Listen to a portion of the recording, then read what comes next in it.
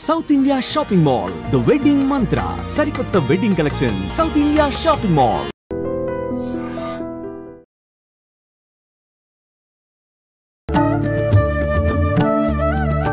నమస్కారం, welcome to I dream media. Dharma Margam with Vijitha కార్యక్రమానికి స్వాగతం. ప్రస్తుతం మనతో పాటు ఉన్నారు ప్రముఖ ఆధ్యాత్మికవేత్త, లలిత ఉపాసకులు శ్రీ శ్రీ శ్రీ నానాజీ పట్నాయక్ గారు. ఇప్పుడు వారితో మాట్లాడదాం.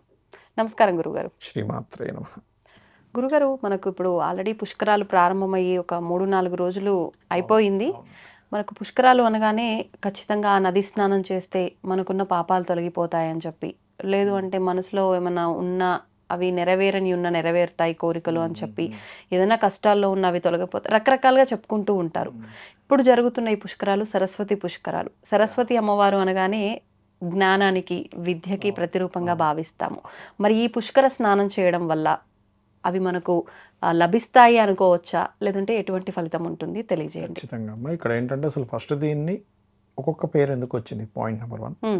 రెండవది, దీనివల్ల కలిగే ఫలితాలు ఏమిటి, ఏ గ్రహస్థితి ఉన్న వాళ్ళకి ఇది ఇంకా బాగా పనిచేస్తుందని చూసుకుంటే కనుక అసలు సరస్వతి పుష్కరాలను ఎందుకు అంటారు.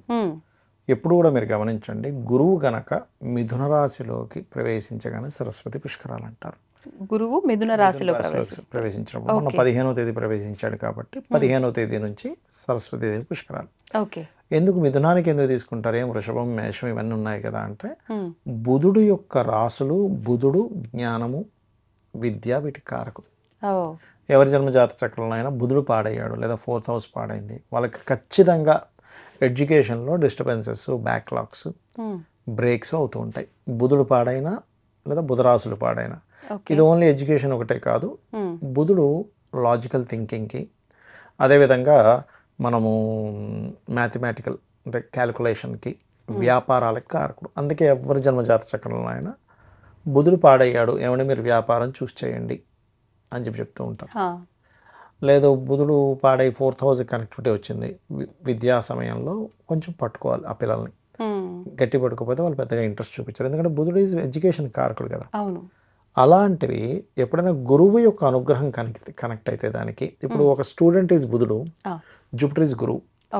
ఎంత మొద్దు స్టూడెంట్కి అయినా కూడా ఒక మంచి గురువు కనుక కనెక్ట్ అయితే ఆటోమేటిక్గా ఇది అవుతుంది. ఇప్పుడు ప్రతి రాయి ఒక శిల్పం అవుతుంది. శిల్పం సరిగ్గా చెక్కలేదంటే దాని అర్థం ఏంటి, శిల్పి దోషం, రాయి దోషం కాదు. అంతే. సమ్ టైమ్స్ రాయి బాగోపోవచ్చు కూడా అక్కడ, అది చెక్కడానికి సరిగ్గా లేదని పక్కన పడేసి, దట్ ఈస్ డిఫరెంట్ థింగ్. అది అరుదుగా జరుగుతుంది. అట్లాగే ఇక్కడ మనం అర్థం చేసుకోవాల్సింది ఏంటంటే, ఒక్కొక్క స్టూడెంట్ ఒక్కొక్క టైంలో, అబ్బా నాకు ఇంతమంది ఈసారి చెప్పిన అర్థం కాలేదు, ఈసారి నాకు బాగా చెప్పాడబ్బా అంటారు. అలాంటిది ఎప్పుడైతే మీకు ఈ సరస్వతి పుష్కరాలు, సహజంగా సరస్వతీదేవి ఏంటంటే అంతర్వాహిని, బయటికి కనపడదు.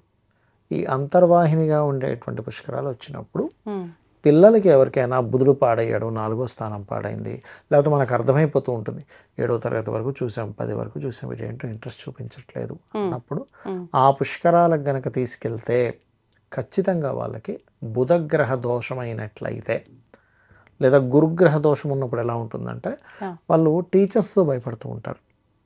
గురువు బాలేడు, లేకపోతే నీచపడ్డాడు, పాపకత్తెరలో ఉన్నాడు, టీచర్ దగ్గరికి వెళ్ళాలంటే భయం వేస్తూ ఉంటుంది, టీచర్ని అడగాలంటే భయం వేస్తూ ఉంటుంది. చాలామందికి ఏమైపోతుందంటే, వాళ్ళకి డౌట్ ఉన్నా కూడా అమ్మో టీచర్ని అడిగితే ఇంతమంది ముందునే ఏమంటారు అంటే అందరిలో నేను బ్లేమ్ అయిపోతా అనేటట్టుగా అయిపోతాము.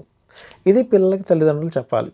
నువ్వు అడగొచ్చు, ఏం కాదు, నువ్వు లాజికల్గా అడగొచ్చు, బ్లేమ్ అయితే అయిపోయావు, కానీ ఇంతమంది బ్లేమ్ అయినా సరే నీకు ఆన్సర్ దొరుకుతుంది కదా, నువ్వు సిగ్గుపడడానికి లేదు అనే దాని భయాన్ని పిల్లల్లో తల్లిదండ్రులు పోగొట్టగలగాలి. అది ఎందుకు జరుగుతుంది అంటే, వాళ్ళకి జూపిటర్ పాడైనప్పుడు జరుగుతుంది. అలాంటప్పుడు ఆ జూపిటర్ని స్ట్రెంథెన్ చేసుకోవాలి. ఈ స్ట్రెంథనింగ్ చేసుకునే దాంట్లో చాలామంది చేసేటువంటి రాంగ్ ఏంటి ఇక్కడ అంటే, జూపిటర్ బాలేడు కదండి, అందుకే మా అబ్బాయికి నేను కనకపుష్య రాగం పెట్టాను అంటారు. ఇక్కడ ఏంటంటే, కనకపుష్య రాగం పెట్టడం ఎంతవరకు కరెక్ట్ అంటే, ఆ జూపిటర్ మీకు శుభుడైతే కరెక్ట్. ఇప్పుడు ఎలా అంటే, ఇప్పుడు చూడండి, చిన్న ఉదాహరణ చెప్తానండి మీకు.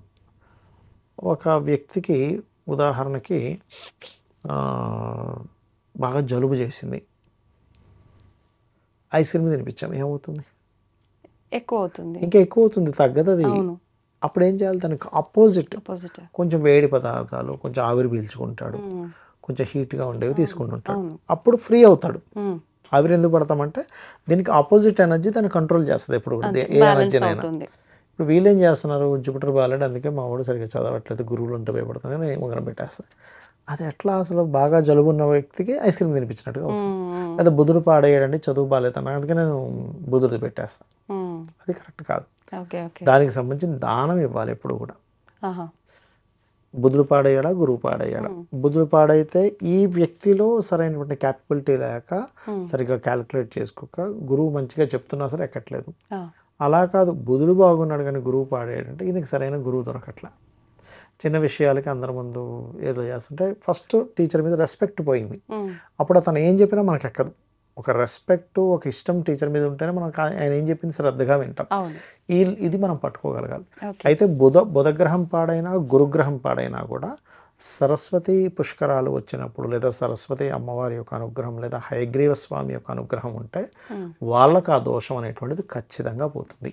ఓకే, అంటే ఓన్లీ దర్శనం చేసుకున్నంత మాత్రం నది స్నానం చేస్తాము. ఏదైనా మంత్రం కానీ మళ్ళీ ఖచ్చితంగా ఏ నది స్నానం చేసేటప్పుడైనా పిప్పలాద సముత్పన్నే కృత్యేలు ఒక భయంకర అనేటువంటి నెట్లో కొట్టిన వచ్చేస్తుంది మీకు మంత్రం. అది ఒక మట్టి పట్టుకొని ఒక రాయి పట్టుకొని ఆ మంత్రం చదివి ఆ రాయిని అందులో వేసి నదిలో స్నానం చేయాలి ఎప్పుడు కూడా. ఓకే, ఎందుకంటే మీరు గనక అలా డైరెక్ట్గా నదిలోకి దిగితే ఇన్ని రోజులు మీరు ఏవైతే పూజాది పునస్కారాలు ఏవైతే చేస్తారో అవన్నీ కూడా ఇబ్బంది పడతారు. ఇంకోటి ఏంటంటే ఇప్పుడున్న ప్లానటరీ పొజిషన్ పరంగా కుజుడు జలరాశుల్లో ఉన్నాడు. ఇప్పుడు మనం గతంలో కూడా చెప్పుకున్నాం, జల సంబంధంగా యుద్ధాలు వస్తాయి, జలమే యుద్ధానికి కారణమవుతుంది అనేటువంటి చెప్పుకున్నాం. అంటే జలం అనేటువంటిది కీలక పాత్ర పోషిస్తుంది యుద్ధం రావడానికి, లేకపోతే ఒక తొక్కిసలాటలు జరగడానికి, లేకపోతే ఒక ఇవాళ రేపు మనకి స్లీపర్ సెల్స్ ఏదో చేయబోతున్నాం అనుకుంటున్నాం, స్లీపర్ సెల్స్గా తయారై ఎక్కడెక్కడ బాంబులు పెట్టడానికి, లేదా కొన్ని హైందవ సంబంధించినటువంటి కొన్ని ప్రదేశాల్లో కొన్ని ఆకస్మిక సంఘటనలు జరగడానికి జల పాత్ర బాగా పోషిస్తుంది. ఎందుకంటే కుజుడు కుజరాశుల్లో షష్టగ్రహ కూటమి జరిగింది, కుజరాశుల్లో కుజుడు ఉన్నాడు, అది జలరాశిలో కుజుడు ఉన్నాడు కాబట్టి అందుకని అది చాలా జాగ్రత్తగా ఉండాలి. ఈ వెళ్ళేవారు కూడా కొంచెం అలర్ట్గా ఉండాలి. ఈ పుష్కరాలకి వెళ్ళేవారు కూడా గవర్నమెంట్ కూడా ఖచ్చితంగా అక్కడ సరైనటువంటి ఇవి తీసుకోవాలి. అయితే ఈ బుధుడు గురువు పాడయ్యారు ఇప్పుడంటే పుష్కరాలకు వెళ్ళలేని వాళ్ళు ఉంటారు. వాళ్ళు బుధ గురు గ్రహాల దగ్గర దీపారాధన చేయడము, గోవుకి అరటికాయలు గురు సంబంధించిన కారకత్వం, కాయలు పళ్ళు కాదు, అరటికాయ గోవుకు మంచిది పండు కంటే కూడా. అలాగే గోంగూర లేదా ఆకుకూరలు లాంటివి తినిపించాలి, గ్రాసము. అప్పుడు ఏమవుతుందంటే వాళ్ళకి దోషం ఎప్పుడైతే తగ్గిందో, ఇప్పుడు చూడండి కొంతమందికి ఇన్ఫెక్షన్ ఉంటుంది, టాబ్లెట్ వేస్తాం, ఇన్ఫెక్షన్ తగ్గగానే అమ్మాయి ఫ్రీ అయింది నా బాడీ ఇప్పుడు హ్యాపీగా ఉంది అంటాడు. అట్లాగే మనకు దోషం తగ్గినప్పుడు ఆటోమేటిక్గా వాళ్ళకి ఆ యొక్క తత్వం అనేటువంటిది మార్పు వస్తుంది. అట్లా సో పుష్కరాలు చాలా మంది ఏ రోజు వెళ్తే మంచిది అనుకుంటారు, కానీ పుష్కరము అన్నప్పుడు ఆ 12 రోజులు మంచిదే, గుర్తుపెట్టుకోండి. ఏ రోజైనా వెళ్ళొచ్చు, అంటే మనం మంచి రోజు, ఇది అమావాస్య ఉంది, అది ఉంది, ఇది కొన్ని తిథులు ఉంటాయి అప్పుడు. ఎట్లా అంటే పంచమి, సప్తమి, ఏకాదశి ఇంకా మంచి పుణ్యతిథులు. అంటే ఎందుకు ఆ పర్టికులర్ తిథుల్లో ఎందుకు వెళ్తారంటే సర్వసాధారణంగా పుష్కరాలు మనకి ఎక్కడ పుష్కరాలు జరిగినా, కుంభమేళాలు జరిగినా దేవతలు అక్కడికి వస్తారు, వచ్చి వాళ్ళు స్నానాలు ఆచరించి వెళ్తారు, వాళ్ళు మంచి తిథుల్లో వస్తారు కదా అనేటువంటి భావనతో మనం, ఎందుకంటే దేవతలు కూడా మానవ శరీరం రావాలని కోరుకుంటారట. అవునా?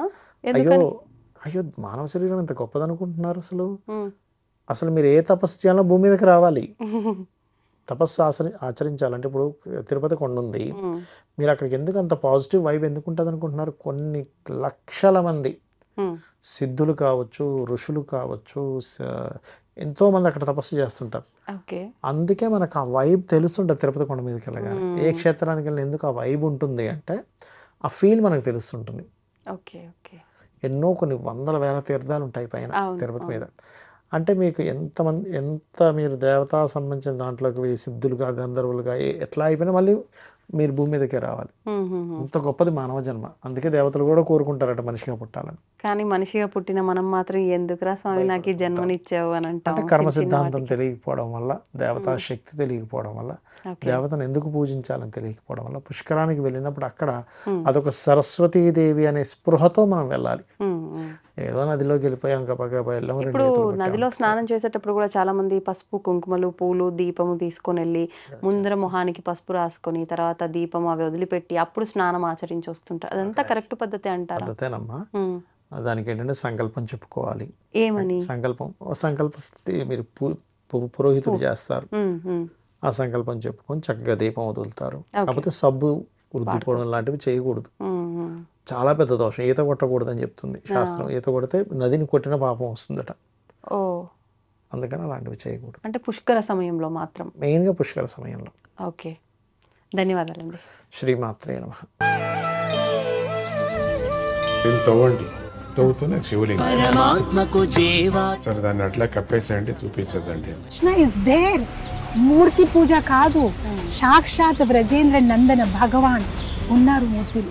ఏమీ ఆశించకుండా ఆరాధించే వాళ్ళు కూడా ఉన్నారా ప్రభుజీ? నిజమైన భక్తి అంటే మనకు తెలియదు కాబట్టి